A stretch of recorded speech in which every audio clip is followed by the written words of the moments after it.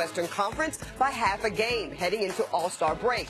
Chris Carter, now we know what the numbers say. Their record is better, but do the numbers tell the whole story? Are the Rockets a better team than Golden State?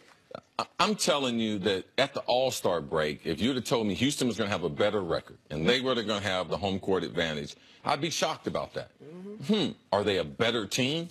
No, I believe they are formidable, though. I believe that this will be contested. And not only by Houston, I just believe that whoever is in the 2 and the 3 seed, they're going to have a tougher trip to the finals than the number 1 seed. Now, we don't know who's going to be number 8 seed, so that first round matchup for the number 1 seed. But Houston, they have improved their team. Chris Paul, his ability to play with James Harden, I believe over a half a season has proven itself. But most of the things on their resume have to do with the postseason. James Harden disappearing in the postseason. Chris Paul being hurt in the postseason. So even on paper, if they have the best record, a lot of their questions, they have to be answered in the postseason. Golden State has proven at the end of the season, in the postseason, they can turn it up to a different gear. So, no, right now I give benefit of the doubt to the Warriors because they are the world champions. Perfect example is, can you, outside of De'Aaron Fox, can you name a Sacramento Kings starter? And I like to think I know a lot about basketball, and I had to look. Like, I didn't know Jakar Sampson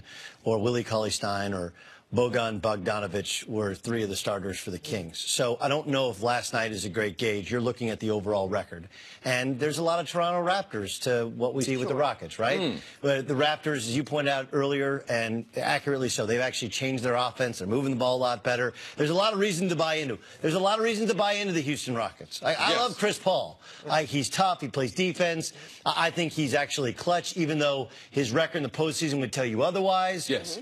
James Harden's incredible, and he wears you down because he gets to the free throw line. And I love how they use Clint Capella. But again, until I see it in the playoffs, I have history as my guide. And history has told me that Mike D'Antoni's teams don't guard. Talk to people in the NBA, and they'll say, James Harden still doesn't play any defense, and he still gets so many calls in the regular season, he's not going to get in the postseason. So they've done a nice job of trying to reformulate this thing.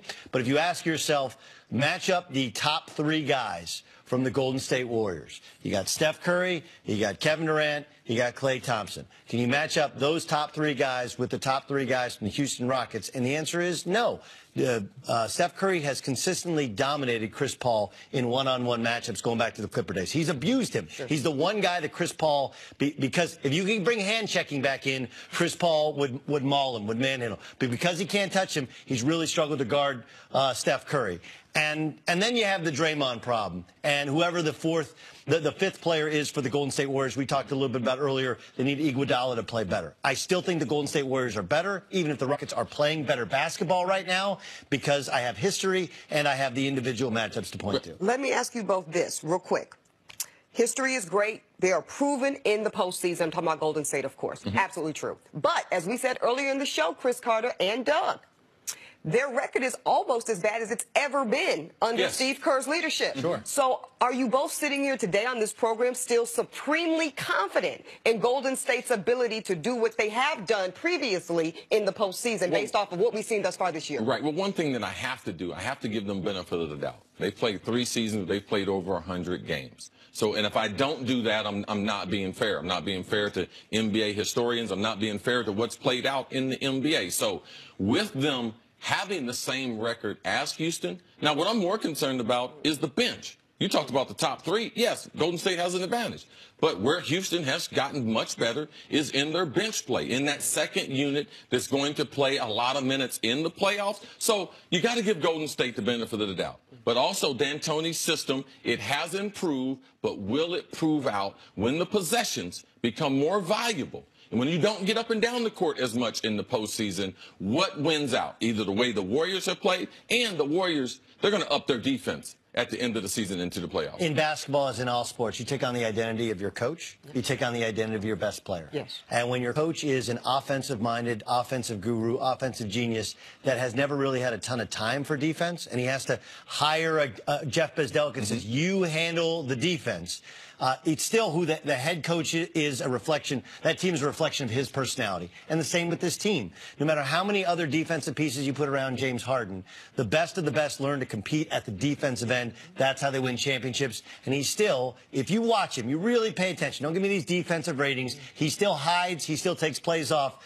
The identity of the Rockets is D'Antoni and Harden, and that identity is too offensive-minded to win when it really matters. All right, with that, we'll leave it there. Next up, going to the NFL. Can Johnny Manziel, that's a name you haven't heard in a minute, can he come back to the NFL? That's next on First Things First. How do you win at business? Stay at La Quinta, where we're changing with stylish makeovers. Then, at your next meeting, set your seat height to its maximum level.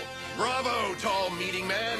Start winning today. Book now at lq.com. 3, 2, 1. When this bell rings, it starts a chain reaction that's heard throughout the connected business world. AT&T Network Security helps protect business from the largest financial markets to the smallest transactions by sensing cyber attacks in near real time and automatically deploying countermeasures, keeping the world of business connected and protected. That's the power of AND. You ever look up at the stars and wonder, how do they pack all that taste into these charbroiled sliders that start for just $1? Magic. Charbroiled sliders starting at just $1. Only at Carl's Jr. and Hardee's. Trust is a big part of this job. We need professional tools to do a professional job. Wall keeps us looking professional. The Wall Elite Pro, the elite clipper for fast, effective hair cutting from the brand used by professionals. Vibranium secured. Well done, my king. Is my ride ready? Of course, big brother. But you have to hurry.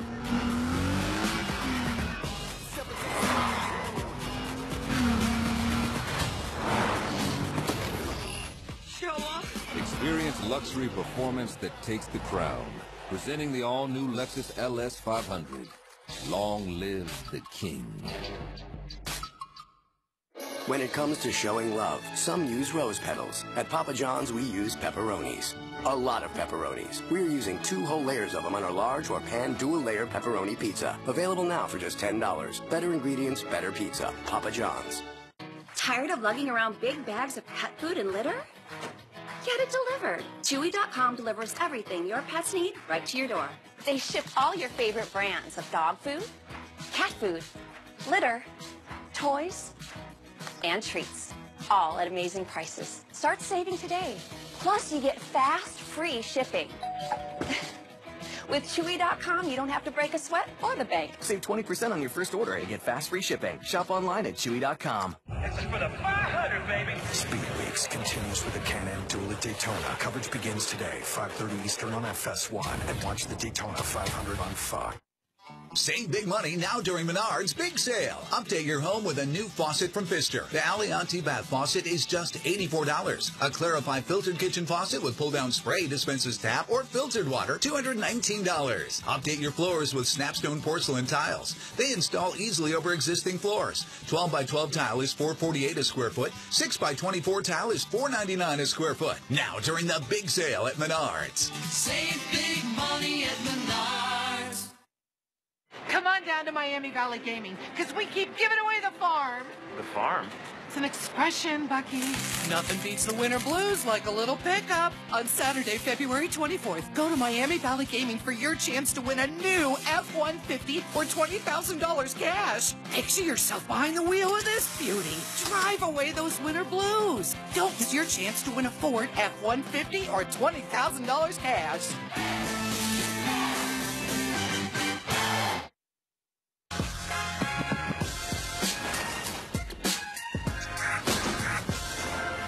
Back here on First Things First, we're going viral. About 3 years ago, the Atlanta Hawks hosted a Tinder night. Yeah, the app, Tinder. Well, this couple posted a picture from their first date. They're cute. Now, fast forward to this year, the couple's engaged. Aww. And guess where they're going to get married, fellas? That's right, Phillips Arena. Okay, wait, Chris Carter, I want to ask you, is it romantic or not? But your face is telling on you. Man, I didn't really know too much about Tinder, but my staff, they got me up on the Tinder. They got me up on Bumble. Oh, yeah, that's where the ladies ask the guys out first. Yeah. No, they got me up on it, though. Okay. I'm just going to tell you, it screwed up my life. Actually, they were getting ready to make up a false account. What do you mean screwed up your life? They trying to play games with me and everything, you know, because I was single and everything. They're just messing around. But this Tinder thing is really big. I didn't know nothing about the left swipe and the right swipe. I didn't know, but they got me up on it. This is nice. Seems like the results are good, but romantic or not? This is literally the only way. I mean, it makes it a little too easy for me. Oh, it's a little shade. What do you think about the kiss cam, Gottlieb? You a big fan of the kiss cam? Yeah, I mean, the hard part is when people get misidentified as a couple in the kiss cam. That can be very uncomfortable. Like, no, brother, sister. That's awkward. Or when you're really not supposed to be on the date. Period, because maybe you're dating somebody else. I've seen it. I'm just saying. The folks that got caught out of that. Yes. I'm asking for a friend. asking for a friend. All right. Time now for some stories to start your morning. Too much. All right. The Raiders. Know about Tinder. They will be I've been married 17 years. I know about Tinder. They're going to move on from their kicker. You've been married 17 years. You know nothing about real Tinder. Janilowski, y'all a mess after 18 seasons with the team. So Chris Carter. Him too. Him too. Both of y'all. How will you remember Janilowski? I mean, a great pick from Florida State. Typically, you're not going to have a pick that high for a kicker. They went out on the limb, and a guy who lived up to the expectations. Great NFL career. Not the kind of person that you would visualize playing 17, 18 years in the NFL because, you know, he's no physical specimen. Tremendous leg, though. Yeah, he was a perfect Raider. Right? Yes. During one of the darkest periods in Raider lore, he was the perfect Raider. Not quite in great shape, but always a personality, always there for a big kick. Didn't always make them. Like, the crazy part was he was never really the best kicker in the league, but he was Seabass, and they did get a lot of run out of him. Now, let me tell you, he was balling before Tinder. I'm just going to tell you. Now, he was nice on the field, but he was socially active. Oh, yes. Oh, no. He loves to keep himself hydrated. Okay, well, we're going to leave that all the way alone. Now to college basketball. Number 3, Villanova. They lost to an unranked Providence, 76-71 last night. Nova has lost 2 of their last 3 games. Doug, do we need to be worried about the Wildcats? A little bit. You know, big game on Fox this Saturday. They take on Xavier on the road. The biggest of the year. It's a huge game. They're not the same since they lost Phil Booth to injury. Of course, Phil Booth was a star when they won a national championship 2 years ago. I think that hurts their depth. I think that hurts their ability to play small ball a little bit more effectively. But listen, a lot of ranked teams have gone in to the Dunkin' Donuts Center. I can say the Dunkin' Donuts Center is a place where ranked teams go to die. The bigger news is that Providence, coming off a debilitating loss to DePaul, probably put themselves in the NCAA tournament last night. Yeah, but a friend of the show, Jay Wright, he'll use this as a learning experience. This if you call a good loss, and you'll see the NCAA when they come up with the brackets, they won't be downgraded for losing at Providence. Tough place to play. So the injuries, it's not an excuse, but they're just not as good of a basketball team. But also, young people, it's hard to concentrate with the biggest game of the season coming up this weekend against Xavier. Maybe they're looking ahead a little bit. Okay. Now, moving on to the NBA, Anthony Davis. Well, he had a huge game last night, scoring 42 points, grabbing 15 boards. His Pelicans beat the Lakes 139-117. Chris Carter, is Anthony Davis just far and away, hands down, the best big man in the league? Yeah, but he is. Yeah, he is. But listen, I got a problem with AD. The brow. Man, you need to get rid of the brow. A little wax. Yes. I've already got it worked out with European wax. I bought a package, and they told me if I'm able to bring him, because I mean, seriously, he's got the most famous brows in the world right now. Right, so some people, the most famous brows in the world. Why would you give that away? Because someone else, what you call the basketball team, is going to pay you $35 to $40 million. You don't need the brow to be your mark. You already made your mark being the best center in the NBA. And that's your mark. Huge, no. Listen. The thing about the brow, it's like a guy who's known for wearing glasses, or once you wear that beard. Once you wear a beard, you can't shave the beard. No, you can do something about glasses. But maybe it's like Strahan's gap, though, is what Doug's saying. Yeah, right? exactly. Strahan's gap. That's what this is. Anyone else should get their teeth fixed. But Michael Strahan should never touch his teeth. No, just like Anthony Davis should never touch his eyebrows. Now, that is a good point with Strahan, because that did get him on Good Morning America. Got your back. And his Hall of Fame bust has the gap in it. So much respect to your information. He's on 2 networks. He's on Fox on Sunday and on one of the other networks during the week. If that doesn't make the case, let me see. I didn't have it on the date, but I have one of his suits too. He made for me. Yeah, you got that collection. For that. Yeah, you do. Yeah, he's balling. Balling on every level. Finally, the Raptors, they beat the Bulls 122-98. Toronto's, they've won 7 straight, and they've got the best record in the Eastern Conference. No one cares. Ooh, they're 2 games ahead of the Boston Celtics and 6.5 games ahead of the Cavs. Chris Carter, can these Raptors give Cavs the business? Listen, man, I got family up in Toronto. People do care north of the border.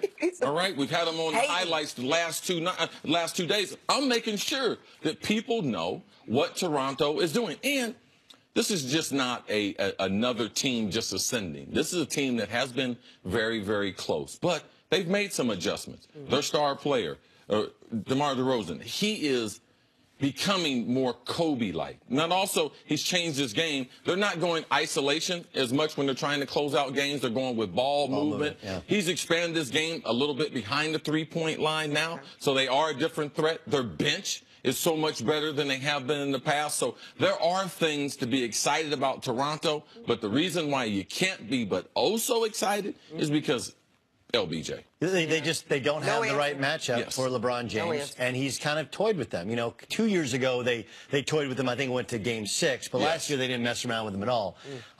Look, I don't say this because I don't like Toronto or because I don't respect DeMar DeRozan. Or because you're a hater. No. I mean, like, look, but like, how many years do we have to see it? I'm a hater, but not in this case. Yeah. Right. There is haterade in this cup. I just haven't been drinking it before this segment. Yes. This is just the reality of. Last year we saw Boston had the best record in the East. Right. They should have gone, if not for the emotion of Isaiah Thomas losing his sister, if not for Rajon Rondo getting hurt when he hurt his shoulder, if not for those 2 things happening, especially the Rondo injury, the Celtics with the best record in the East probably go out in the first round, maybe in 4 games. Whoa. So the point is that the regular season is a little bit of a guide. But again, a little bit of a guide. Yeah. No one I know truly believes, outside of Toronto, that Toronto is better than the Cavs. And I'm not sure that many people believe that Toronto's better than the Celtics, even though the Celtics aren't playing as good a basketball as Toronto right now. And not only is Toronto, are they feeling the wrath of what they've done in the past, but also what else has happened in the East. Several years ago, Atlanta, 4 years ago. Yes. Atlanta won 60 games, and we saw what LeBron did to them. So it is basically the LeBron James Invitational until someone else. And if they hadn't made the trade, then we would really be having the conversation. But since the trade and because LBJ, we know what he does to Toronto. That's the reason why we're not really optimistic. We don't talk about the Wizards either, right? The Wizards have been playing well without John Wall, but we don't talk about them and their legitimacy. Right. But because we just haven't seen it. It's been 7 years in a row, and the last couple of years dominating Toronto in the playoffs. Makes sense to me, fellas. Moving on, Johnny Manziel. He's been active in his attempt to come back to the NFL. First on his agenda will be playing in the developmental spring league in Texas during both March and April. So, Chris Carter, what can we expect reasonably? Let's have realistic expectations of what we can expect from Manziel. Well, first things first, I talked to Johnny several weeks ago. In Los Angeles, and how's he doing? Johnny's trying to do all the right things, and anytime that you're involved in, especially any type of recovery, any type of 12-step program, which has been well chronicled as far as Johnny and his involvement in those programs, or lack of involvement in a consistent program. And then here recently, we've heard that he has struggled with being bipolar, so him being diagnosed as being bipolar. It's not an excuse for what Johnny's done, but it is an explanation for some of the behavior and definitely some of the inconsistency that we've seen in this young man. He's trying to do the right thing. I believe that right now he's in a better space than he was in last year or 2 years ago. I still believe that there's a lot of work to be done, not only off the field, but his daily life and trying to manage his daily life. I do believe that sport, a lot of time when you're going through issues like this, having a job or getting back to the thing you love, it really helps that person. It is therapeutic for them. I just believe that there are going to be some other great stories of guys recovering that we haven't seen. We haven't seen those types of stories in a long time in the NFL. It's one thing that I mentioned to Roger Goodell. because Johnny has a history, a lot like myself, but I was able to make that change in my life and have the tools that I could be successful. So I try to make myself available, and I'm involved with several players like Johnny on a regular basis. So I'm always cheering, but also I know that what it takes from a daily standpoint. Johnny playing football, is it good for him? I don't believe that this league right here gets him back into the NFL. I would have much preferred him go to the CFL with June Jones, who has worked with a number of NFL quarterbacks and has the experience. They have his rights, the Hamilton Tiger Cats. Well, what do I know about the CFL? Well, my son's played up there the last 4 years. He's an all-star up there. I know it's a league that cultivates talent. I know that they would put the type of structure around them, and I think that you would see the type of offenses and defenses that you would be able to project. Is Johnny ready? With his ability to run with the football, I believe it breeds to him having success up there. And that's the way that you're able to, beside your daily regimen, getting his life together, playing football and having success. I believe that the CFL is really a better option for him with their 18-game schedule, so that we can get a bigger sample size of him on the field than just playing 2 to 4 games in a 2 to 4 week window. Okay, can he do it both, though? Can he do this so that he takes some snaps, he runs around, he throws football against live action, and then goes and plays in the CFL? Yeah, I think there's a chance that he can do both, because the spring league will be over by the time, but he seems as if there's been some complications with him signing with the CFL team. The CFL team, Hamilton Tiger Cats, they want him. June Jones has mentioned they've won him. He's gotten clearance from the commissioner of the CFL that he would be allowed to accept a contract in the CFL, because there's some criminal things there when you go out of the country. And the CFL just does not let anyone come from the United States and just play in their league. So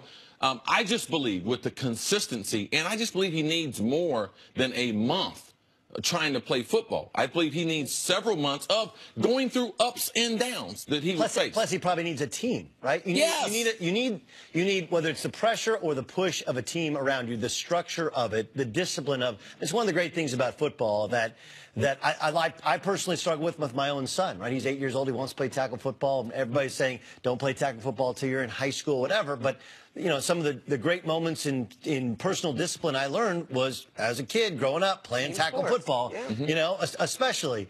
I like, first of all, who doesn't cheer for a comeback? We've all screwed up. This is America. We love to see our heroes rise again. But what we love more, though, we love the truth. And I love to see that, not to hear the diagnosis, but I love to see that, man, there might be an answer to the behavior. Well, that's the other part. This is a very 2018 story, because so oftentimes in the past, well, guy's a drug addict, we don't have time for him, and then it's a comeback from drugs. Now we're getting the true kind of picture of he was a volatile mix of ego, of entitlement, of drugs and alcohol, depression, and likely depression brought on by all these things combined with bipolar disorder, right? Like then he's self-medicating with the alcohol per, you know, his explanation. Right. What happened. So you got all of this, and now you have a guy who he can't hide.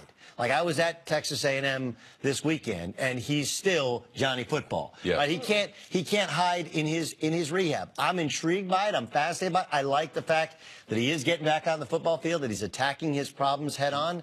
I'm intrigued by the idea of playing in the CFL. I just wonder if you can do them both, because the more snaps, the more action, the more throws, the more times he's behind center, the more reward there is for all the hard work that's done personally and fighting addiction and fighting bipolar disorder. If you give him that reward of playing football, I think you're more likely to see some success off the field. And this is beyond a person getting a second or third chance. To me, it's about, I don't care how good he is as a football player, but I know that through being involved in the league and the type of programs that they have, it gives you the power that you're able to maintain enough until you're mature enough or strong enough that you have the right tools that you can be successful in life. So the things I learned in the NFL, some of them greater off the field than on the field. That's what I'm concerned about. Does he have the power to be able to say no to things that have control over his life when he becomes an elderly person? When he becomes in his mid-40s, in his 50s. Heck, he hasn't even made his 30s yet, yeah, or late 20s yet. So I just believe right now, these tools and this foundation becomes very, very important to him. Let me say this about this story. What I love most about it, in addition to the comeback aspect, is, to your point, of the vulnerability. The fact that he didn't, everybody has so much to say about Johnny Manziel and his failings and how he blew it and all these things. And certainly he's made a slew of bad decisions. But the vulnerability to admit publicly that he has a mental illness challenge called bipolar, and that's what it is. Yes. And he's addressing it and taking steps around doing an about course is very, very important. And like you said, whether or not he makes it back to the NFL, I don't think that's the measure of success here. I think the measure of success is him taking ownership as a grown adult man and doing what he can to best position himself. And then my final point is to you, Chris Carter. I think your mentorship in the league and around it on this issue is outstanding. I think it's critical. I think it's one thing for clinicians and all these people to talk to you about what you need to do, but to see people who have experienced it firsthand does something different. And I think it's important. Right. And I'm very fortunate that the National Football League, that they keep me within an arm's reach of a lot of these players. So for me, being in the league, it was great, but afterwards, being able to go through my experiences and be able to reach out and be able to help players has been very, very rewarding. What's amazing about it is I'm sure there's a bunch of them who have no idea about your past, right? No. They only know all Chris Carter does is catch touchdown passes, and they get into the Hall of Fame. Yep. They didn't know kind of the fork in the road and the decisions you made. Look, I still think there's the interesting football angle to it. I do. Like, I want him to get back in the NFL because I want to see if he can make it, because the NFL is kind of coming around to this style of quarterback. We saw Deshaun Watson, obviously bigger, better athlete, maybe better arm. But we've seen kind of the use of RPOs and some of the use of this college offenses with the Kansas City Chiefs, with the Philadelphia Eagles. And I'm still intrigued to see if he's able to put his life together. I mean, he's still in his early 20s. He's very young. It's crazy. Plenty of time. It's crazy if he can get back on a field, if he can actually make it as a diminutive quarterback from the type of systems that we're seeing spread throughout college. Right, and we just need to become a little more comfortable as a society that this is what people look like who have mental illness. This is what people who look like have bipolar. They're extremely talented people, but they're like your son, they're like your daughter, they're like your friend, they're like one of your colleagues at work. And you know what? Not everybody has bipolar disorder, but no one I know has ever come out of therapy. Like, you don't have to have a mental illness to go to therapy. Oh, no one I know has ever come out of therapy like, I feel worse. I got two of them in my phone. Right, you actually feel better. So right? Got to have one. And there's all kinds of other stories outside of sports that everybody else is talking about, and you know, some of them could have been helped had somebody said, you know, just go talk to somebody. Yes. Just go talk to somebody early on. We got to remove the shame stigma. You're exactly right, Doug, because we're all better off for it. Coming up, why does everybody hate on the Warriors? Well, apparently that's what KD thinks. He wants to know why. Next, first things first. It is haterade in this cup. Yeah, go ahead and drink a little bit more of that. No, it's Nick's Talk cup. about the Nick's cup.